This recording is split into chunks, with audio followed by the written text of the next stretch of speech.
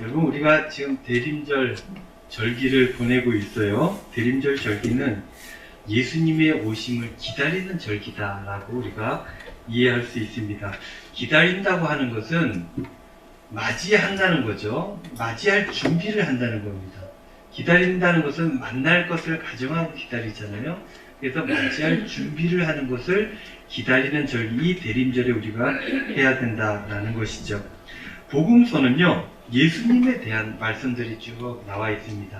마태, 마가, 누가, 요한, 4복음서라 그러죠. 4복음서에는 예수님에 대한 이야기들이 나와 있는데, 그 중에 누가복음, 마태, 마가, 누가 세 번째 이 책 누가복음에서는요, 예수님에 대한 말씀, 이 여러 가지 스토리들 중에 제일 먼저 빼놓은 스토리가 있는데, 제일 먼저 나온 이야기가 무엇인가 하니 예수님을 맞을 준비를 하는 사람들의 이야기로 채웠다는 것입니다. 그 이야기가요, 오늘 본문 말씀인데, 그 이야기의 주인공은 사가랴와 엘리사벳이라는 사람의 이야기입니다. 근데요, 여러분들, 예수님을 예비한 사람, 예수님 맞을 준비를 한 사람, 그러면 제일 먼저 떠오르는 한 사람이 있을 거예요. 그 사람 이름이 무엇입니까? 바로 세례 요한입니다. 세례 요한은요, 누가복음 3장 4절 말씀에 보면 이런 말씀이 있어요. 선지자 이사야의 책에 쓴 바 광야에서 외치는 자의 소리가 있어 이르되 너희는 주의 길을 준비하라, 그의 오실 길을 곧게 하라 라고 말씀하고 있습니다. 외치는 자의 소리가 광야에 있었다. 이 외치는 자의 소리가 누굽니까? 바로 세례 요한이었고, 세례 요한은 회개를 외치며 천국에 대한 예수님의 오실 일들을 다 준비했던, 그 길을 평탁케 했던 사람으로 그렇게 평가되어지고 있습니다. 누가복음은요, 세례 요한을 이사야의 글을 인용해가지고, 구약시대의 그 이사야 글을 인용해가지고 세례 요한을 이렇게 묘사했던 것입니다. 또 누가복음 3장 16절에 보면 요한이 모든 사람에게 대답하여 이르되 나는 물로 너희에게 세례를 베풀거니와 나보다 능력이 많으신 이가 오시나니 나는 그의 신발끈을 풀기도 감당하지 못하겠노라. 그는 성령과 불로 너희에게 세례를 베푸실 것이요. 내가 회개를 외치고 천국을 얘기하고 여러분들에게 세례를 베풀지만 나는 아무것도 아닙니다. 내 뒤에 오실 분이 있는데 그분 때문에 내가 이 길을 만드는 것이고, 이분이 오셨을 때 새로운 나라가 열리게 될 것입니다는 이분에 대한 준비, 이분을 맞을 준비, 이거를 세례 요한이 했던 것이죠. 그러면서 세례 요한은 누가복음 3장 22절 말씀에 보면요, 성령이 비둘기 같은 형체로 그의 위에 강림하시더니 하늘로부터 소리가 나기를 너는 내 사랑하는 아들이라 내가 너를 기뻐하노라 하시니라. 이 말씀이 무슨 말씀이에요? 예수님 세례받는 장면이 있지 않습니까? 세례 요한이 예수님께 세례를 드리는 이야기가 나오게 되는 거예요. 이 세례 요한은 그렇게 예수님의 길을 예비했던 것입니다. 예수님 맞을 준비를 하고 예수님께서 공생애로 나아가셔서 본격적으로 사역하실 수 있도록 이 세례라고 하는 세레모니를 통해 길을 열어주었던 사람이 바로 이 세례 요한이라는 것입니다. 이러한 세례 요한의 아버지가 오늘 본문 말씀에 나오는데, 그 사람이 바로 사가랴였던 것입니다. 그럼 세례 요한의 어머니는요, 엘리사벳. 예수님에 대한 이야기, 즉 누가복음은 예수님을 맞으려고 준비하던 그런 사람들의 이야기로 시작되게 되는데, 그 이야기가 세례 요한의 아버지, 어머니 이야기로 시작되었다라는 것입니다. 여러분, 이렇게 예수님을 맞이할 준비를 했던 이들의 이러한 모습들, 그들의 삶의 모습들, 이런 것들을 보면서 우리는 지금 이 땅에 이렇게 살아가면서 이 성탄절을 준비하면서 예수님을 어떻게 내 삶의 자리에 맞이할 수 있을까? 어떻게 준비를 해야 되는가 살펴볼 수 있게 될 것입니다. 오늘 말씀을 통해서 여러분들 영적인 통찰력을 얻을 수 있기를 우리 주님의 이름으로 축원드립니다. 예수님 맞을 준비를 한 이 사가랴, 엘리사벳, 이 사람들을 성경은 특히 누가복음은 이렇게 표현을 하죠. 누가복음 1장 5절 말씀.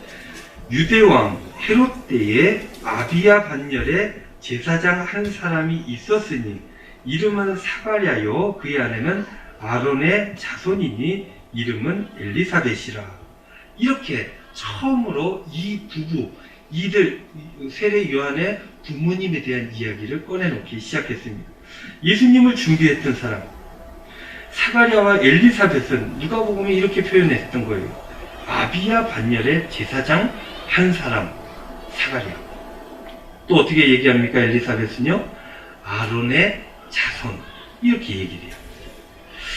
요한의 아버지 사가랴는 제사장이었다는 것입니다.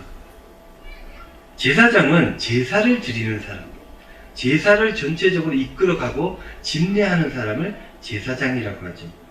여기서 제사장 그러면 예루살렘 성전에서 제사 전체를 감당하는 사람처럼 느껴질 수 있습니다. 바로 이 제사장이라는 말만 들으면 그럴 수 있던 거예요. 그런데 이 제사장을 그냥 제사장이라고 얘기하지 않고 아비야 반열의 제사장 한 사람이었다라고 성경은 기록하고 있습니다. 아비야 반열의 제사장 한 사람, 여러 제사장 중에 한 명이었다는 얘기예요. 우리 원어우댐 이런 말 많이 쓰잖아요.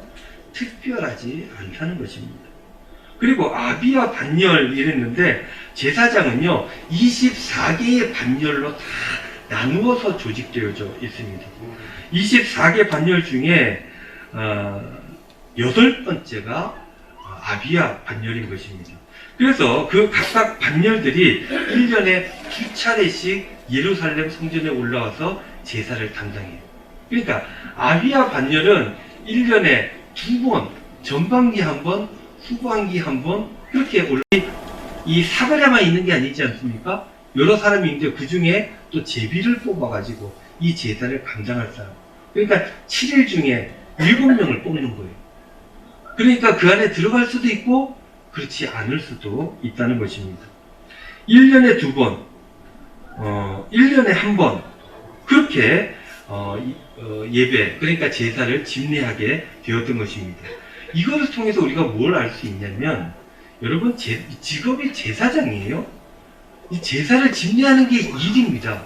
근데 그 일들을 감당할 수 있는 기회가 1년에 한두 번밖에 없다는 거예요. 그러니 이 제사를 집례할 때 이 사가랴의 마음과 태도, 이 정신 상태 어떠했겠습니까? 예루살렘 성전에서 제사를 감당할 때 얼마나 정성스럽게 모든 것들을 다 바쳐서 그 직무를 수행했을지 우리는 상상이 가는 대목이에요.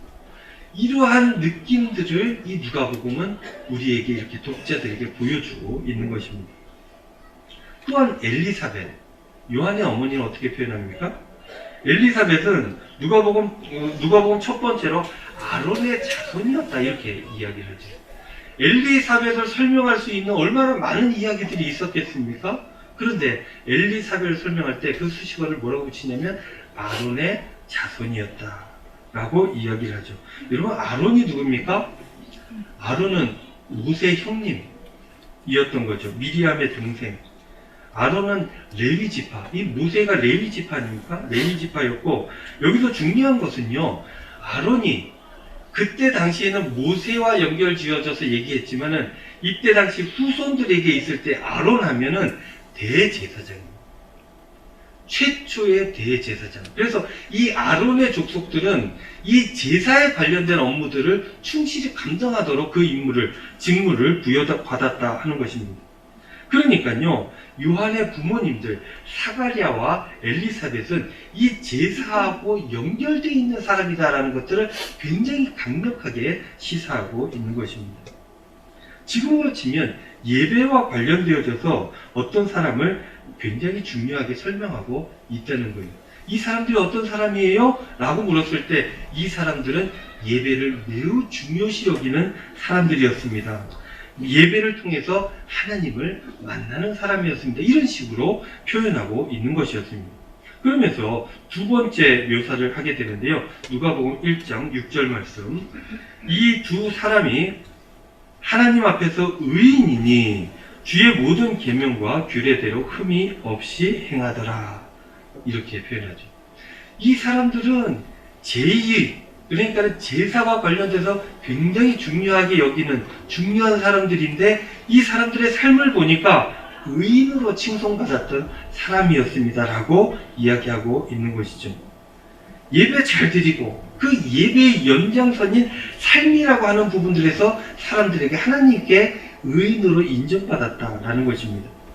즉 누가복음은 예수님을 맞을 준비를 했던 사람으로 사가랴 가정을 보여주고 있는데요. 이 사가랴와 엘리사벳은 거룩하게 예배드리는 사람이었다. 그리고 개인 생활에서 흠이 없는 사람이었다라고 보여주고 있는 것입니다. 여기서 우리는 예수님을 어떻게 맞이할 수 있는지를 알게 되는 것입니다. 예수님을 맞이하는 사람은 이러해야 한다는 거예요. 어떠해야 됩니까? 수룩하게 예배드립니다. 이거는 성경 곳곳에 여러 가지 형태로 계속 나옵니다. 하나님을 만나려고 하는 사람들은, 그리고 끝내 만나는 사람들은 하나님을 업신여기는 사람이 아니었다는 것입니다. 하나님을 찾는 사람들. 그 예배를 통해서, 제사를 통해서 하나님을 만났지 않습니까? 그 예배를 통해서 예배를 얼마나 중요하게 여기고 예배를 통해서 하나님께 나아가려고 애쓰는 사람들이 하나님을 맞이할 준비를 하는 사람이고, 그 맞이할 준비를 하는 사람들이 하나님을 만났다라는 것입니다. 그 예배가 거룩하게 드려졌는지 온전하게 드려졌는지는 어떻게 검증이 되냐면 그 삶의 자리로 나아가 봤을 때 하나님께서 의인이다라고 칭할 만큼이 흠이 없이 살아가는지 그렇지 않는지가 예배를 거룩하게 드리는지 안 드리는지를 판가름했고, 그 판가름을 통해서 예수님을, 우리 하나님을 만나게 되었다 하는 그 이야기를 누가복음 처음부터 하고 있는 것입니다. 이제 크리스마스죠. 강상수 선교사님 말씀 들어보면 거기는 여름휴가가 끝나면 살살살살 크리스마스 준비를 해서 하반기 전체가 크리스마스 축제처럼 진행한다. 세상은요, 우리나라는 그렇게까지는 아니더라도 12월 달이 되면 이렇게 또 올라요. 요즘은 경제가 좀 어렵고 나라 분위기가 좀 좋지 않아서 다른 때만큼 막 이렇게 떠오르지 않아요. 왜냐하면 12구 참사도 있었고 마스크 벗고 막 대형 행사들을 했는데 그게 잘못되고 막 이렇게 되니까 기가 많이 죽어 있어요. 그러나 그 이전의 삶을 보십시오. 12월이 되면 백화점부터 난리가 나잖아요. 온 군데 화려해집니다. 먹고 마시고 만나고 즐기는 시간들이 크리스마스 절기다라고 사람들은 생각을 하죠. 그러나 이런 사람들은 크리스마스의 정작 이 주인공이신 예수님을 만나지는 못한다는 것입니다. 맞이하기는 그냥 아예 만날 수도 없다는 거예요. 그럼 어떤 사람이 예수님을 맞이할 수 있습니까? 연말 연시에 우리 주님 생각해야 돼요. 성육신하신 우리 하나님께 감사해야 됩니다. 주님을 경배해야 됩니다. 그렇게 생명을 바라보고 우리 주님께 마음을 주고 마음을 드리고 하는 사람들이 예수님 맞이할 준비를 할 수 있게 되는 것이고, 그런 사람들이 끝내 주님을 만나게 된다라고 하는 이야기를 누가복음에서 이야기하고 있는 것입니다. 사랑하는 성도 여러분, 이 대림절에 여러분들 예수님 생각할 수 있기를 바랍니다. 예수님을 맞이하실 준비를 잘 하시기를 바랍니다. 그러려면 어떻게 해야 돼요? 정성스럽게 예배에 참여해야 됩니다. 예배 20분 전에 오셔야 됩니다. 이거는 뭐 법에 나와 있지 않습니다. 규칙도 없습니다. 그러나 제가 20분이라고 하는 광고를 계속 주보에 내는 이유는 그런 마음가짐으로 와야 된다라는 거예요. 늦는다고 하나님께서 여러분들 뭐 구원의 명단에서 버리시겠습니까? 지각한다고 버리시겠습니까? 주일날 교회 안 나온다고 버리시겠습니까? 그렇지 않습니다. 우리 하나님 그런 하나님이 아니세요. 그러나 우리는 그 구원의 역사를 받은, 은혜를 받은 사람으로서 최소한의 예의를 갖추는 자세를 가져야 된다는 거예요. 그렇게 예의를 갖추고 준비하는 마음을 하나님 앞에 나아갈 때 주님께서 만나주시는 것입니다. 하나님을 사랑하는 자가 하나님을 만난다 그랬어요. 반성으로 주일이니까 오늘 교회 가야지. 교회 안 가면 얼마나 좋을까 하는 생각하면서 오시는 분들도 없지 않아 있겠죠. 그러나 그렇게 와서는 안 된다는 거예요. 사가랴가 1년에 한두 번 그것을 위해서 전체의 삶을 준비하고 그 한두 번을 위해서 최선을 다했던 것처럼 그런 마음가짐으로 하나님 앞에 나와 예배를 정성스럽게 드려야 한다는 것입니다. 그렇게 받은 말씀으로 묵상하면서 세상에서 기도하면서 세상의 삶을 온전하게 살아가야 한다는 거예요. 그렇게 할 때 우리 주님 보이는 것입니다. 그렇게 살아갈 때 생명의 삶을 살아갈 수 있게 되는 것입니다. 그렇게 살아갈 때 하나님께서 우리에게 주신 그 생명의 선물 예수 그리스도를 내 마음에 내 삶의 자리에 맞이할 수 있게 되는 것입니다. 사랑하는 성도 여러분, 하나님께서 주신 이 귀하고 복된 선물로 여러분들 복된 삶을 살아가시는 저와 여러분들 다 되시기를 우리 주님의 이름으로 축원드립니다. 그런데요, 여러분, 이렇게 정성스럽게 예배드리는 사가랴 가정에 하나의 기도의 제목이 있었다라고 그 뒤에 이야기가 쭉 이어져 가고 있죠. 누가복음 1장 7절 말씀, 엘리사벳이 잉태를 못함으로 그들에게 자식이 없고 두 사람의 나이가 많더라. 무슨 얘기입니까? 엘리사벳이요, 불임이라는 거예요.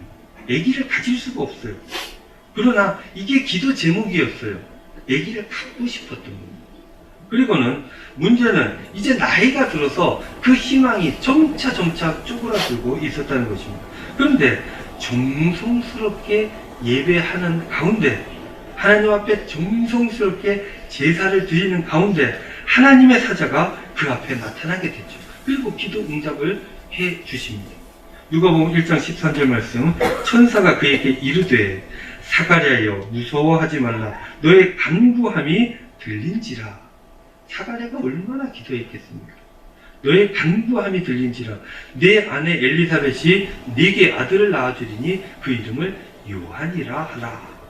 이렇게 하나님께서 사자, 천사를 보내서 그의 기도를 내가 알고 있고 이제 때가 되었으니 그 기도를 들어 응답해 주겠다라고 말씀해 주신 것입니다.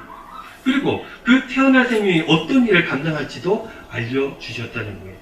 누가복음 1장 14절 16절 말씀, 너도 기뻐하고 즐거워할 것이요 많은 사람도 그의 태어남을 기뻐하리니.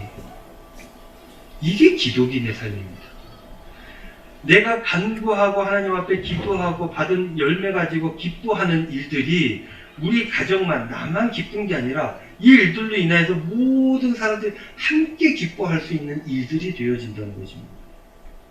15절 말씀, 이는 그가 주 앞에서 큰 자가 되며 포도주나 독한 술을 마시지 아니하며 모태로부터 성령의 충만함을 받아. 16절, 이스라엘 자손을 주 곧 그들의 하나님께로 많이 돌아오게 하겠습니다.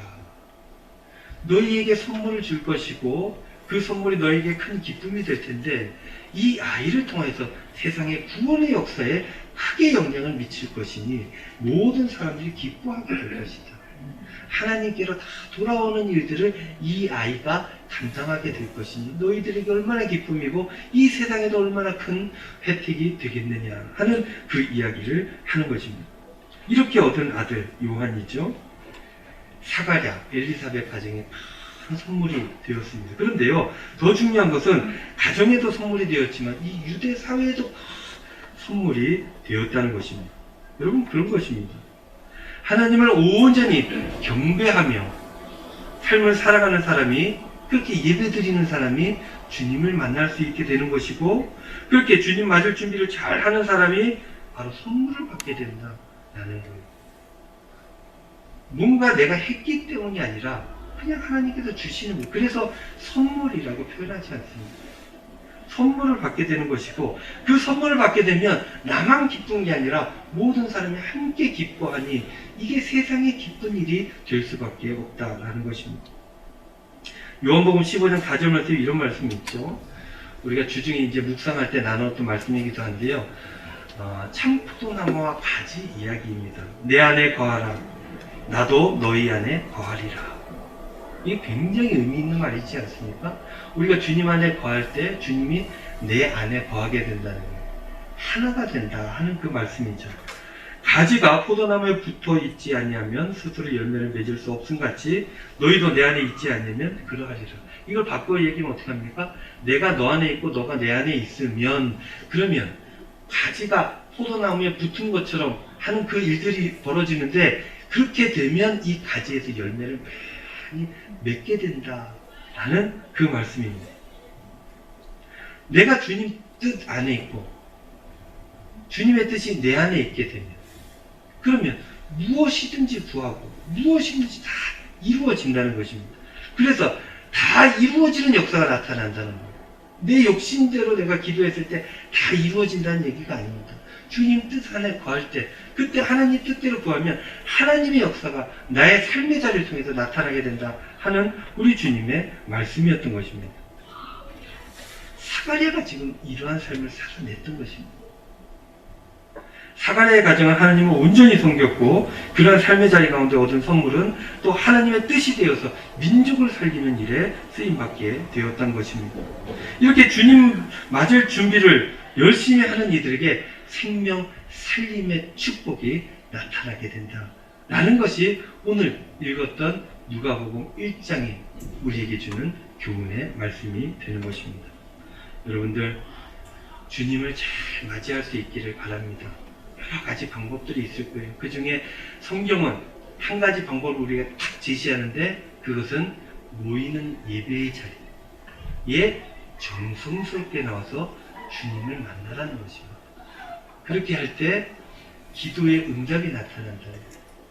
내 기도가 어떻게 하나님 앞에 드려져야 되는지, 하나님께서 내게 어떻게 기도 응답을 하실지, 모든 것들이 이루어지는 역사가 나타나게 되고, 그 역사를 통해서 사람들이 살아나는, 어려운 이웃들에게 도움이 되어지는 그런 교회, 우리 교인들의 삶이 되어진다라는 것입니다. 사랑하는 성도 여러분, 이 대림절 이제 셋째 주잖아요. 곧 성탄절이 다가오게 되는데, 우리 주님을 기억하면서 주님께 온전히 나아가는, 예수님 맞을 준비를 잘 하시는 저와 여러분들 다 되시기를 우리 주님의 이름으로 축원드립니다. 이제 우리 잠깐 함께 기도하겠습니다. 기도할 때 이렇게 두 가지 기도의 제목 가지고 기도했으면 좋겠습니다. 거룩한 예배로, 하나님 거룩한 삶으로 저희들 주님 맞을 준비를 잘 할 수 있도록 인도하여 주시옵소서. 두 번째로, 주님 주시는 기도의 응답으로 교회와 세상을 이롭게 하는 의미로운 삶을 살아갈 수 있도록 축복하여 주시옵소서. 이 시간 다 함께 우리 함께 통성으로 기도하겠습니다. 은혜로우신 아버지 하나님, 고맙습니다. 오늘도 이렇게 주님 앞에 나와서 예배하며 기도합니다. 주 하나님 아버지, 기도의 제목들 우리가 가지고 주님 앞에 나아가는데 거룩한 예배 저희들 참여할 수 있게 하여 주시고, 거룩한 삶으로 나아갈 수 있도록 인도하여 주시옵소서. 우리의 삶 전체를 통해 하나님을 준비하는, 주님 맞을 준비를 하는 저희 모두의 삶이 될 수 있도록 인도하여 주옵소서.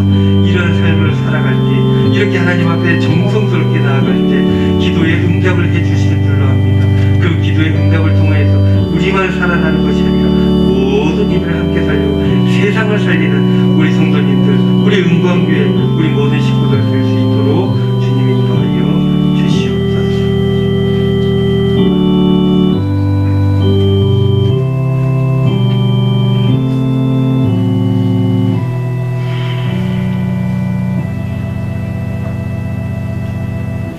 은혜로우신 아버지 하나님, 고맙습니다. 오늘도 귀한 말씀 함께 나누었습니다. 대림절 저희들 주님 맞을 준비를 잘 할 수 있도록 인도하여 주시옵소서. 거룩한 예배로, 거룩한 삶으로 하나님을 맞이할 수 있도록 인도하여 주시고, 그리하여서 기도에 응답받고 세상과 교회를 이롭게 하는 의미롭고 복되고 아름다운 삶을 우리 모두가 살아갈 수 있도록 축복하여 주시옵소서. 감사드리며 예수님 이름으로 기도하옵나이다. 아멘.